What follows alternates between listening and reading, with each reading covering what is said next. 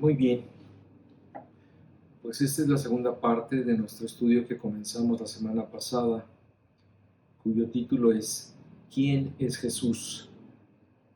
La semana pasada vimos dos aspectos muy importantes acerca de él, que la Biblia nos enseña de una forma muy clara y contundente.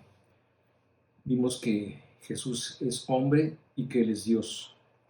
En Él se juntan estas dos cualidades que lo hacen un ser único, especial e irrepetible. Bien, continuando con nuestro estudio, vemos que en el capítulo 16 del Evangelio según San Mateo, nos cuenta que Jesús estaba en la región de Cesarea de Filipo y Él les preguntó a sus discípulos, ¿quién dice la gente que soy yo? Y como veíamos la semana pasada, las opiniones acerca de Él siempre fueron muy diversas. Dice el texto que unos decían que Él era la reencarnación de Juan el Bautista, que para entonces ya había sido decapitado por Herodes. Otros decían que era Elías, Jeremías u otro de esos profetas de Israel que habían muerto cientos de años atrás. Es decir, a pesar de que la gente no tenía ni idea de quién era Jesús, sí lo tenían en un alto concepto al identificarlo con esos profetas célebres del Antiguo Testamento.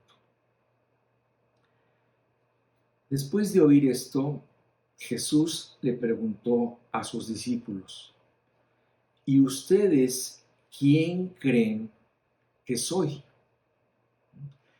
Y sabes, esta respuesta sí le interesa mucho a Dios.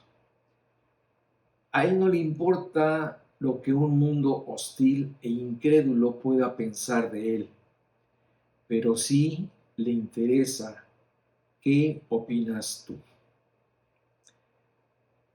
Tú, al igual que sus discípulos, pues llevas un buen tiempo escuchando su voz, ¿verdad? Oyendo sus enseñanzas, y tal vez hasta tengas un testimonio de la presencia de Jesús en tu vida, pero ¿realmente lo conoces? ¿Has tenido un encuentro personal con Él? ¿Ha cambiado tu vida? ¿Buscas dar testimonio de Él cuando tienes la oportunidad de hablar con los demás? ¿Qué tanto sabes de Jesús? Es a través de conocer personalmente a Cristo cuando nosotros realmente comenzamos a tener un anhelo de hablar de Él.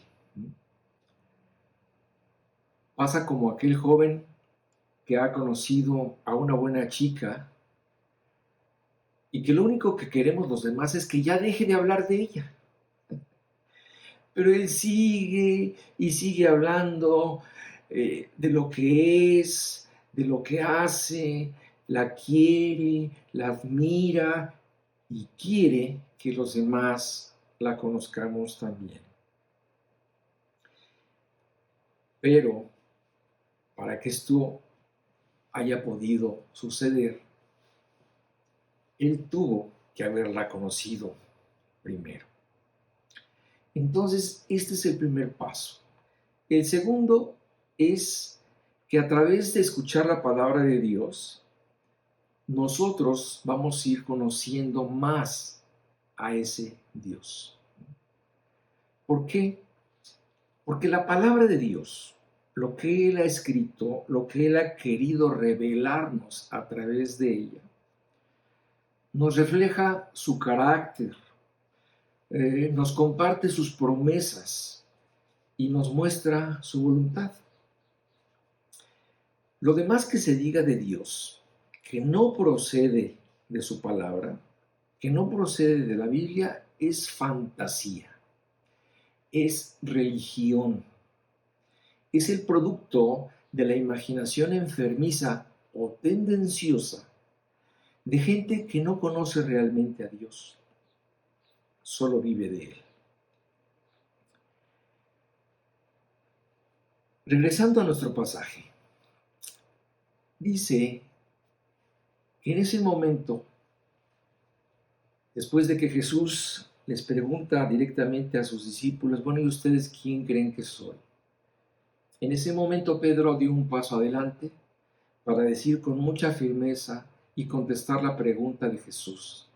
Y entonces dijo, tú eres el Cristo, el Hijo del Dios viviente. Cristo, recordemos, quiere decir el ungido, el escogido por Dios, el Mesías.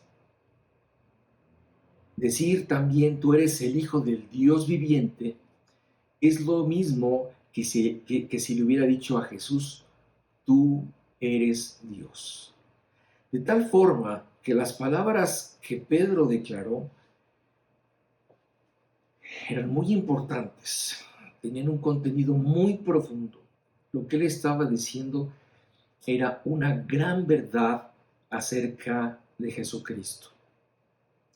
Por eso Jesús le respondió, bienaventurado eres, Pedro.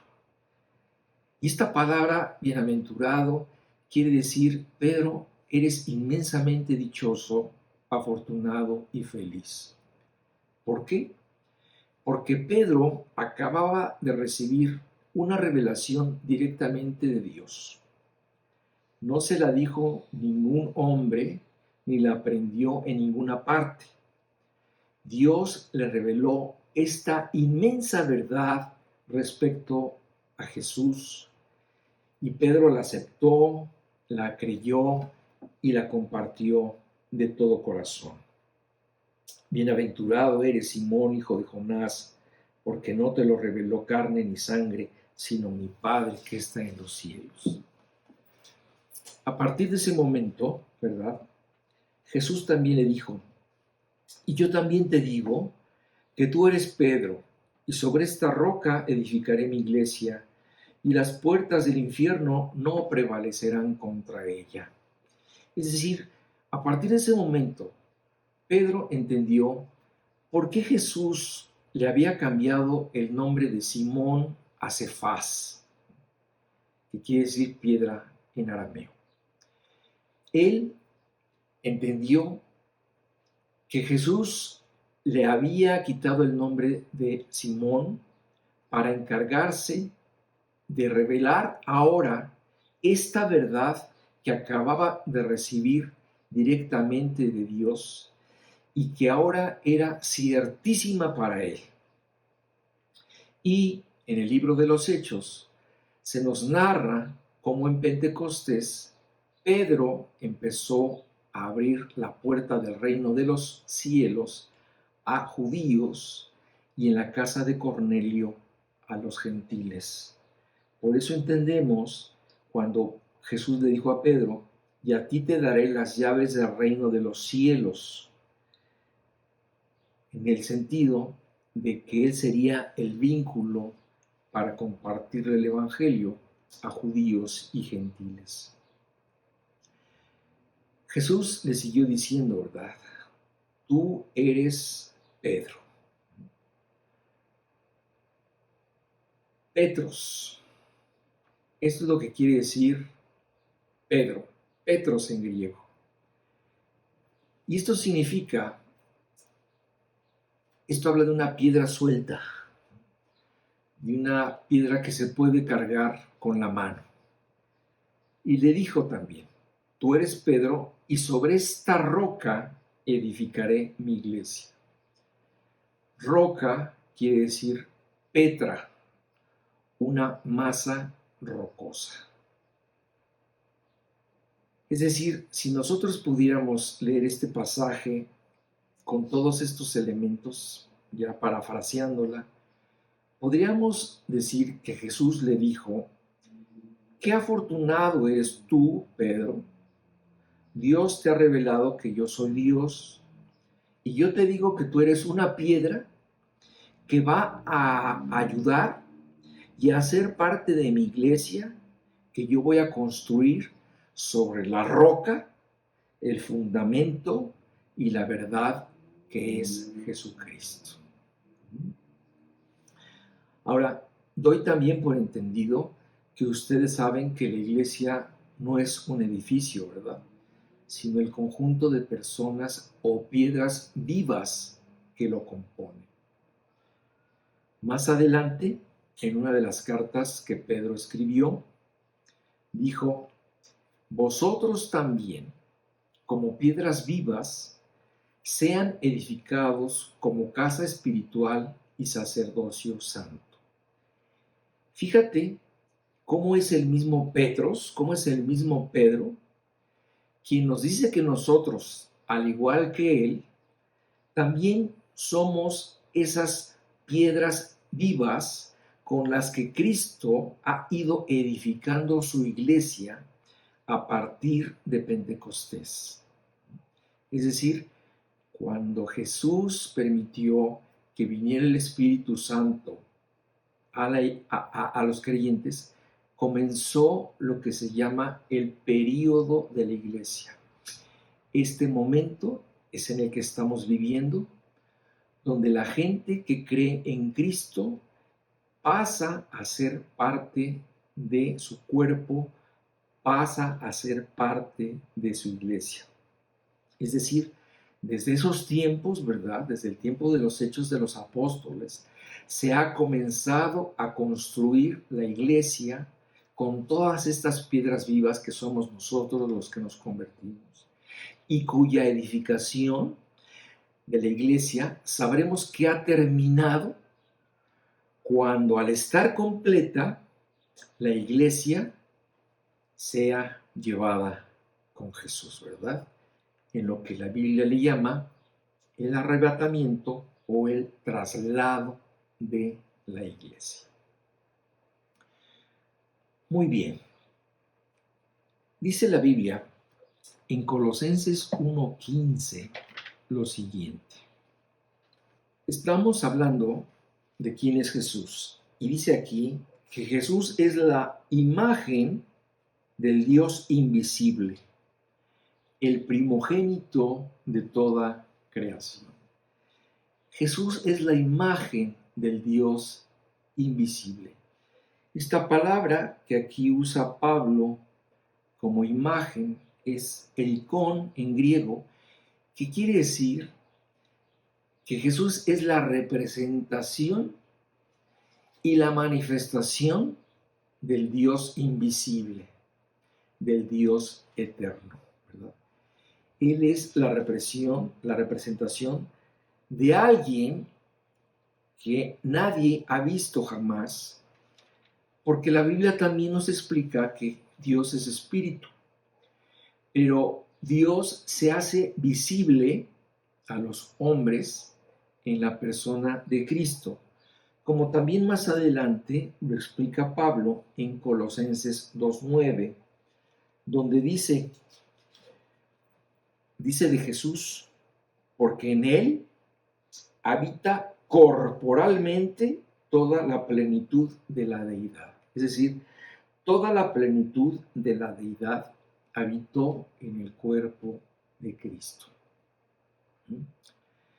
En pocas palabras, si Dios hubiera querido revelarse al hombre para que lo conociera, y ya vimos que sí quiso revelarse, lo hizo a través de Jesucristo. Entonces, Jesús es el único que ha tenido la encomienda de dar a conocer al Padre lo que Él es en esencia, lo que representa, su carácter, su voluntad y su propósito. Pero además, como leí en Colosenses 1:15, no solamente Jesús es la imagen del Dios invisible, sino también Él es el primogénito de toda la creación. Aquí la palabra primogénito no quiere decir que Él sea el mayor de la creación, ni el primer ser creado.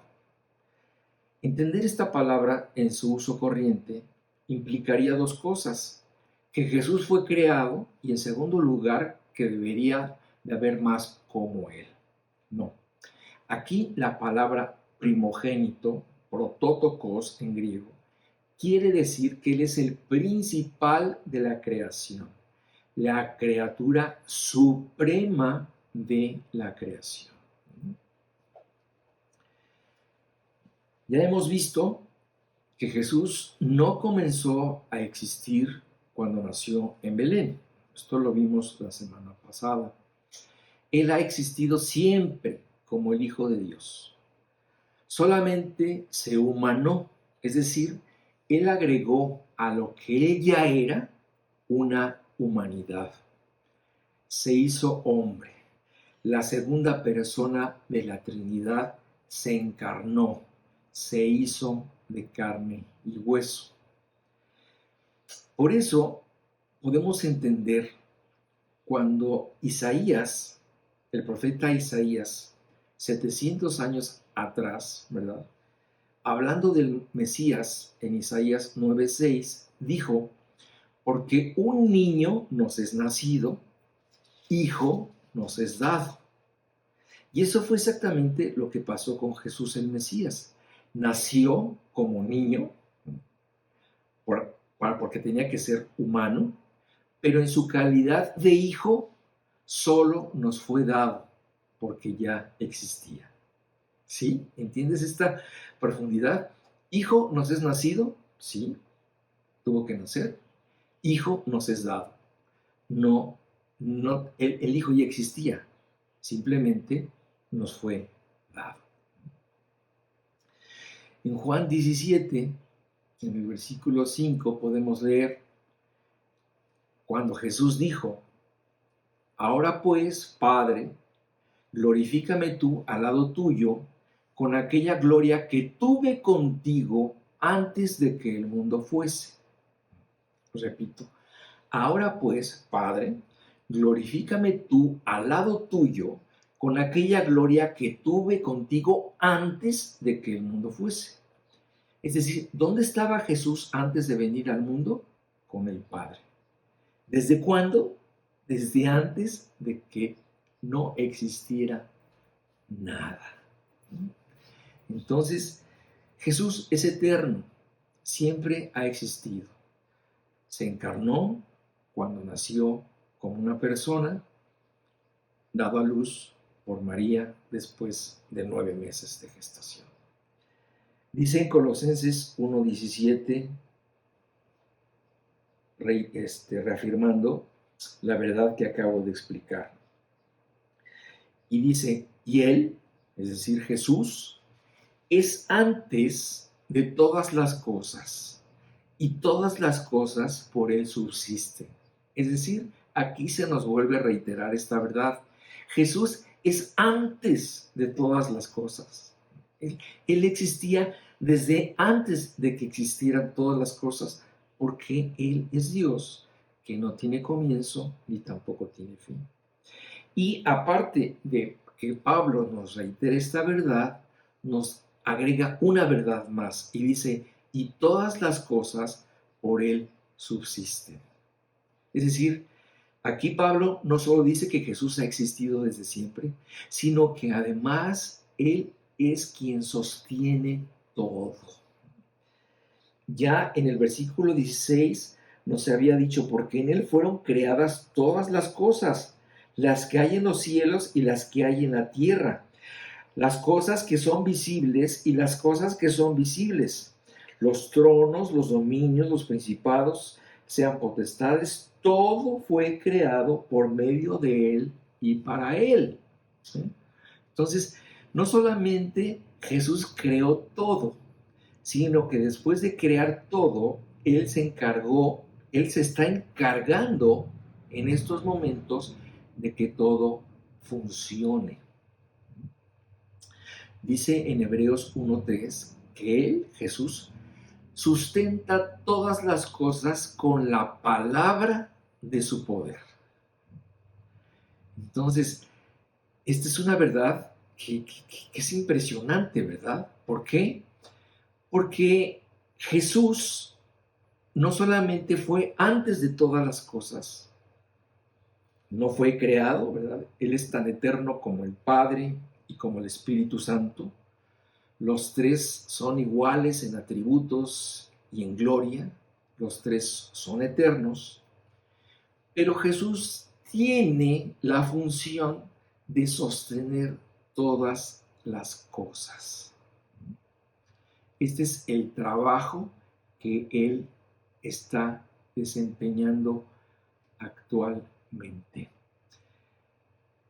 Si Él retirara, por ejemplo, su mano del mundo, su mano poderosa y soberana, si Él retirara su mano de este mundo, el universo dejaría de funcionar y todo se haría pedazos en un segundo. Esta es una verdad increíble, o sea, no es una verdad que se conozca mucho. Leemos en Juan 14:8 lo siguiente. Jesús, ¿verdad?, se presenta después de haber resucitado ante sus discípulos. Y Felipe le dijo: Señor, muéstranos el Padre y nos basta. Felipe le pide a Jesús que le muestre a Dios. Y Jesús le contesta: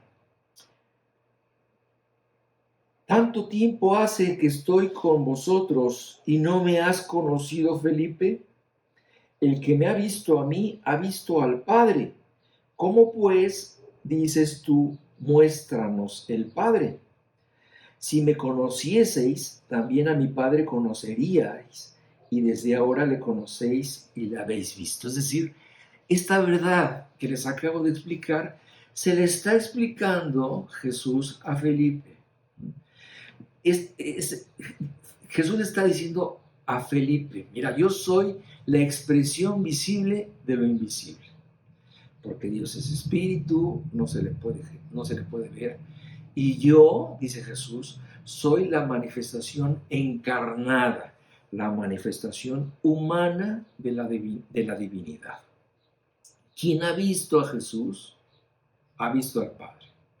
Quien ha visto a Jesús puede entender la voluntad, el carácter, la naturaleza y la sustancia del Padre, como lo dice también el autor del libro de Hebreos, en un versículo que cité a medias, en Hebreos 1:3, donde dice: el cual, siendo el resplandor de su gloria, está hablando de Jesús, y dice que Jesús es el resplandor de la gloria de Dios y la imagen misma de su sustancia, y quien sustenta todas las cosas con la palabra de su poder. Esto es lo que ha hecho Dios, habiendo efectuado también, además de todo eso, Jesús dice que Él efectuó la purificación de nuestros pecados por medio de sí mismo. Y después de haber hecho todo esto, se sentó a la diestra de la majestad, a la diestra de Dios en las alturas. Entonces, quiero que te des cuenta de la magnificencia de Jesucristo. Y creo que a través de todo esto que he dicho, nos debe de quedar claro que Jesús es la imagen humana de Dios. Esto es algo que a veces o pocas personas entienden, pero en una ocasión, cuando algunas personas trataron de manchar la imagen de Jesús, él los regañó fuertemente, porque precisamente trataron de manchar su imagen y lo quisieron vincular con Satanás, ¿verdad? Dijeron que todo lo que él hacía era por el poder de Satanás. Esto lo dicen en Mateo 12:27, y les dijo: y si yo echo fuera los demonios por Beelzebú, es un nombre de Satanás, por quien los echan vuestros hijos, por tanto ellos serán vuestros jueces. Es decir, nosotros debemos entender quién es Jesús. Estas personas estaban tan distorsionadas en el entendimiento de quién era Él, que decían que lo que Él hacía lo hacía a través del poder de Satanás. Por eso precisamente los regañó más adelante y les dijo: todo pecado y blasfemia será perdonado a los hombres, mas la blasfemia contra el Espíritu Santo no les será perdonada. Ok, bueno, dentro de todo este estudio que estamos realizando acerca de quién es Jesús, nosotros también debemos entender que Jesús es una persona que invierte tiempo en el hombre, ¿verdad?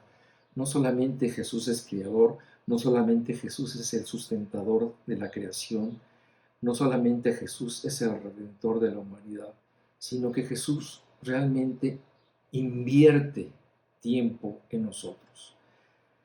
Si nosotros leemos la Biblia, nosotros podemos ver cómo Jesús pasó tiempo con la gente, ¿verdad? El tiempo que nos dice la Biblia que Él estaba solo era para meditar o para orar, pero en realidad lo vemos siempre muy activo. Lo vemos en la casa de Jairo, ¿verdad? Lo vemos en la casa de Marta y María, en la casa de Zaqueo, en la de Simón el fariseo, etc. Él estuvo, incluso, dice la Biblia, él estuvo dispuesto a ir a la casa del centurión, un centurión romano, ¿verdad? Alguien que podía aparentar o ser un enemigo de él, y él dice que viajó hasta 30 kilómetros de distancia para ir a visitarlo.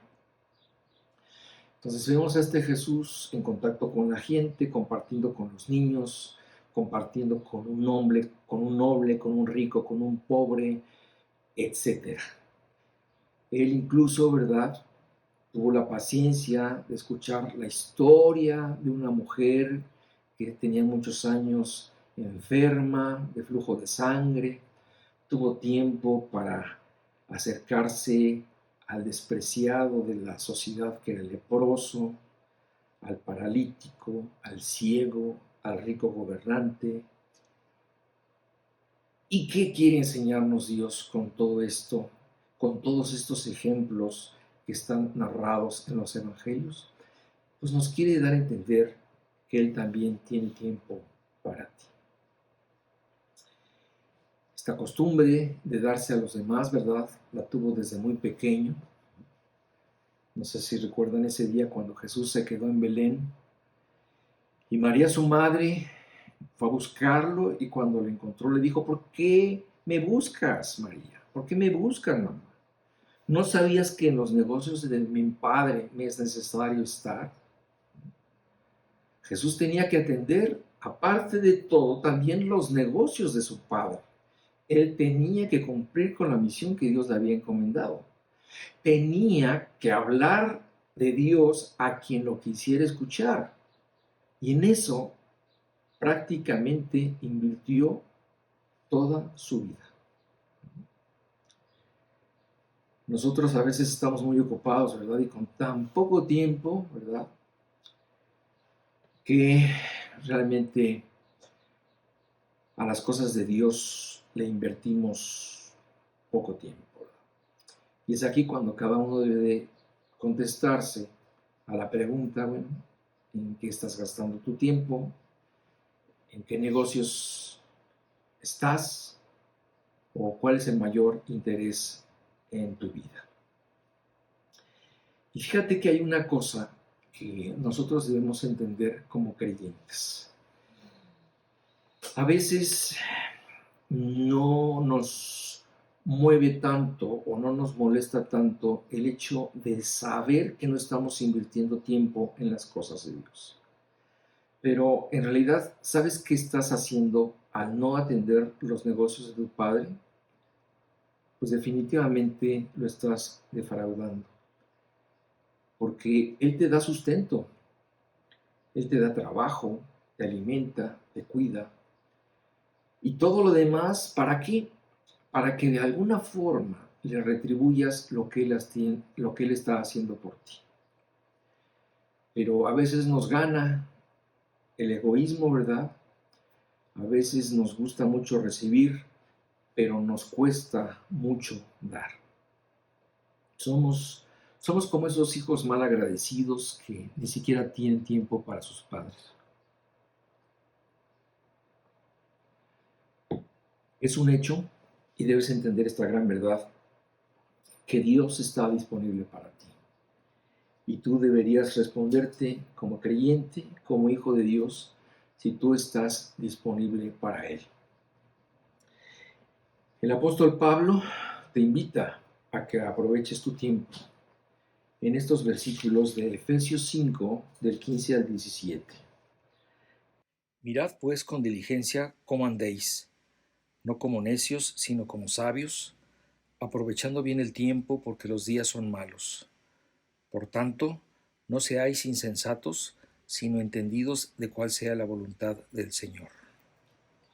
Hablando acerca de cómo Jesús invirtió tiempo en las demás personas, hay un pasaje clásico en el capítulo 4 de Juan, ¿verdad? Y en él, la Biblia nos cuenta la plática que tuvo Jesús con una mujer que vivía en Samaria, ¿verdad? La vida de esta mujer era un desastre. Yo entiendo que nadie comienza un matrimonio esperando que fracase. Bueno, en estos tiempos tengo mis dudas, pero esta mujer de la que habla este pasaje ya había tenido 5 maridos. Ella, pues obviamente ya no creía en el matrimonio y ahora había decidido vivir en unión libre. La gente sabía su situación y era mal vista. Por eso ella vivía marginada, no solo por su pasado, sino porque además era samaritana. Esta condición pertenecía a una etnia que era considerada como traidora, porque se había mezclado con personas que no eran judíos, porque tenían otras creencias, etc. Por esta razón eran vistos como enemigos y gente de segunda clase. Su situación la obligaba a ir a sacar agua del pozo a horas donde nadie iba para evitar enfrentamientos con las demás mujeres. Un día se encuentra con un joven judío, Jesús, que le habla, la trata con consideración y respeto. Ve en ella a una mujer frustrada, fracasada, equivocada, confundida, porque a pesar de haber apostado toda su felicidad al amor de los hombres, seguía vacía. No sabemos exactamente cuánto duró su plática con Jesús, pero sí entendemos que Jesús captó su necesidad, captó su sed espiritual. Y entonces le invierte tiempo. Y cuando Jesús le dijo que él era el Mesías, ella creyó en él y le entregó su corazón. Fíjate cómo dice Juan 4, 13 y 14. Respondiendo Jesús y le dijo: cualquiera que bebiere de esta agua volverá a tener sed. Es decir, Jesús se dirigía al agua física. Y dice más el que bebiere del agua que yo le daré, el agua espiritual, no tendrá sed jamás, sino que el agua que yo le daré será en él una fuente de agua que salte para vida eterna. Es increíble como el efecto que las palabras de Jesús causaron en esta mujer. Y cuando nosotros hablamos con alguien de Cristo, no sabemos qué efecto están produciendo nuestras palabras en ellos, ¿verdad? Cuando nosotros abrimos la Biblia para compartir algo con la gente, no sabemos qué está pasando en la cabeza de las personas. Pero sin duda debemos saber que el Espíritu Santo está haciendo un trabajo en sus conciencias. Él está trabajando profundamente en la persona. Y el Espíritu Santo va a trabajar tan intensamente en la persona como la persona lo acepte, ¿verdad? Como la persona lo decida. Hay gente que inmediatamente se resiste, ¿verdad? Hay gente que inmediatamente se endurece y deja de oír, pero esto depende de la persona, ya no depende de ti, ¿no? Por lo menos sabrá que Dios la está buscando. Cuando tú te convertiste, alguien invirtió tiempo en ti. Alguien dejó de hacer lo que estaba haciendo para hablarte a ti de Cristo, ¿verdad? Para explicarte el Evangelio. No sé cuántas citas necesitaste o cuántos días necesitaste para entender el Evangelio. Tal vez fue inmediatamente. Quizás necesitaste años de oración para que al fin respondieras positivamente a Dios. No lo sé, cada caso es distinto. Pero hubo alguien detrás de tu conversión. Alguien que te amaba, que no quería que te perdieras, ¿verdad? Y que invirtió tiempo, ya sea para orar por ti o para hablar contigo. Es importante que sepas que cuando una persona toma una decisión a favor de Dios, en ese momento Dios no te deja, ¿verdad? Sino que es precisamente lo contrario, es el comienzo de una relación. Es el comienzo en el que Dios va a empezar a invertir más tiempo en ti todavía. Y Él espera lo mismo de ti, que tú también empieces a invertir más tiempo en Él que se supone que ahora ya conoces. Fíjense lo que dice en Lucas 7, del 1 al 10. Esta es una historia también muy bonita, en donde vemos cómo Dios también invirtió tiempo con las personas. Dice, después que hubo terminado todas sus palabras al pueblo que le oía, entró en Capernaum, y el siervo de un centurión, a quien éste quería mucho, estaba enfermo y a punto de morir. Cuando el centurión oyó hablar de Jesús, le envió unos ancianos de los judíos, rogándole que viniese y sanase a su siervo. Y ellos vinieron a Jesús y le rogaron con solicitud, diciéndole, es digno de que le concedas esto, porque ama a nuestra nación y nos edificó una sinagoga. Y Jesús fue con ellos. Pero cuando ya no estaban lejos de la casa, el centurión envió a él unos amigos diciendo, Señor, no te molestes, pues no soy digno de que entres bajo mi techo, por lo que ni aún tuve por digno de venir a ti. Pero di la palabra y mi siervo será sano, porque también yo soy hombre puesto bajo autoridad y tengo soldados bajo mis órdenes. Y digo a este ve y va, y al otro ven y viene, y a mi siervo haz esto y lo hace. Al oír esto Jesús se maravilló de él y volviéndose dijo a la gente que le seguía, os digo que ni aún en Israel he hallado tanta fe. Y al regresar a casa, los que habían sido enviados hallaron sano al siervo que había estado enfermo. Aquí vemos muchas enseñanzas, ¿verdad? Vemos que el milagro que este centurión pedía no era para él, era para su siervo. Él no tenía que hablar bien de sí mismo, ¿verdad? Los demás hablaron bien de este centurión. Dijo que tenía aprecio por la nación y que incluso les había construido una sinagoga. Este hombre, a pesar de ser un centurión, un cargo importante dentro de la legión romana, no fue personalmente con Jesús. Él envió ancianos para que intercedieran por él, ¿verdad? No porque no tuviera tiempo o porque tuviera flojera, sino por humildad, porque él no se sentía digno de pedirle a Jesús el milagro, ¿verdad? Y tampoco se sintió digno de que Jesús entrara a su casa. Él reconoció toda la autoridad de Jesús sobre la vida humana, ¿verdad? Reconoció que Jesús tenía la autoridad sobre la salud, sobre la vida y sobre la muerte. Y por eso el centurión le dijo, Señor, tan solo di que sane y yo creo que Él va a sanar. Di la palabra y se hará. Entonces, este acto de fe, esta actitud, esta disposición, esta obediencia, esta forma de creer, maravilló tanto a Jesús que dijo, ni siquiera en Israel he visto tanta fe.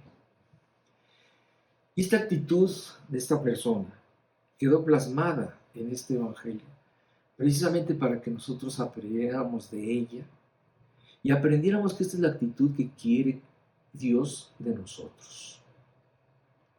¿Qué pasó? ¿Cuál fue el resultado? Jesús respondió la oración. No se pudo negar a contestar una oración correcta, llena de seguridad, de fe, y sanó al siervo de este hombre. Hablando de todo esto, preciso decir que hay alguien a quien interesa que tú no conozcas a Dios. La Biblia lo presenta como el enemigo de Jesús y como tu enemigo también. Este es Satanás. Fíjate cómo dice en 1 Juan 3:8. El que practica el pecado es del diablo, porque el diablo peca desde el principio. Para esto apareció el Hijo de Dios, Jesucristo, para destruir las obras del diablo. Solo Jesús fue capaz de destruir la obra de Satanás, que construye a nuestro alrededor todos los días, es decir, desde que nacemos, cuando permite que en nuestro hogar haya alcoholismo, que haya un hogar desintegrado, un hogar ateo, un hogar religioso, un hogar desequilibrado, un hogar donde no se conoce a Dios. Quizás, en muchas ocasiones, hay personas que nacen con este hándicap en contra de que incluso hasta en su hogar haya creencias satánicas o haya una actitud abiertamente en contra de Dios. Y es cuando entendemos cómo Satanás desde ese momento está usando todo esto para que tú te mantengas alejado de Dios. Entonces, a veces, sin darnos cuenta, Satanás ha comenzado a introducir el mal desde muchas generaciones atrás. Y lo que él quiere es perturbar ese mal en tu generación y en las que siguen. Entonces, debemos entender también esto. Y te lo digo porque para que tú enfoques tu oración hacia tus hijos en dos sentidos. Primeramente, para que tus hijos se conviertan a Cristo. Este es el primer motivo de oración que cualquier padre debe tener. Y si ya lo conocen, para que el conocimiento de Dios en ellos se perpetúe en sus propios hijos y en las generaciones venideras. Que no se interrumpa el principio de fe con el que empezó, que no se corte por ningún motivo el conocimiento de la fe en Cristo. Uno de los peligros que se pueden cometer para comprometer esta continuidad es cuando un creyente se casa con un incrédulo, ¿verdad? Y entonces pone en grave riesgo la fe de sus hijos, los cuales pues crecerán en medio de dos fuegos, ¿verdad? En medio de dos creencias, en medio de una confusión, y esto puede ser un obstáculo para conocer a Cristo. Bueno, esto es todo un tema. Lo importante es que nosotros entendamos que hay un enemigo que anhela también tu alma, que es Satanás. En Juan 10:10 dice lo siguiente. Aquí, en esta pequeña frase, Jesús está explicando cuál es el carácter y la intención de Satanás. Dice exactamente que el ladrón, hablando del pecado que produce Satanás, solamente viene a hurtar, a matar y destruir. Completamente contrario a lo que Jesús hace, que es dar vida y dar vida eterna. Entonces, debes entender que si tú quieres conocer a Dios verdadero, tienes que ir a Jesús, porque Él es el camino al Padre. Jesús dijo, al que a mí viene, no le echo fuera. Él también dijo, yo he venido para que tengan vida y para que la tengan en abundancia. Él dijo, yo soy el camino, la verdad y la vida. Yo soy el buen pastor. El buen pastor su vida da por las ovejas. Todo esto y más es Jesús. Como les dije desde el principio, hablar de quién es Jesús es un tema infinito, ¿verdad? Él primero venció la muerte, venció al diablo, pero también venció todo pecado. Es decir, Él quitó de en medio cualquier estorbo que pudiera evitar que tú te puedas acercar a Dios. A partir de entonces, cualquier persona se puede acercar a Dios por medio de Jesús. Tú mismo, si quieres, si no lo has hecho, lo puedes hacer. Basta simplemente con quererlo y pedirlo. Solo tienes que reconocer que estás alejado de Dios por tu pecado. Tienes que arrepentirte de todo corazón y pedirle perdón a Dios. Debes aceptar que tú eres incapaz de llegar a Dios por tus propios méritos o por tus propias obras. Y debes creer que solo lo puedes hacer gracias a lo que Jesús hizo por ti en la cruz, el cual, como dice Pablo en Romanos 4:25, Jesús fue entregado por nuestras transgresiones y resucitado para podernos presentar justos delante de Dios. Ahora que puedes, ahora que estás lo suficientemente lúcido y sano,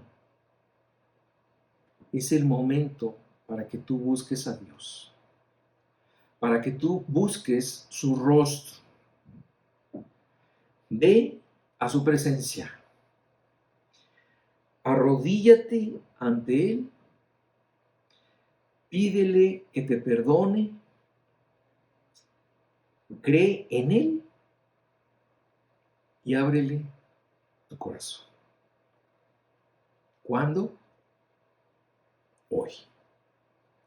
No pierdas más tiempo y aprovecha la oportunidad que Dios te da de estarte buscando, de estar invirtiendo tiempo en ti.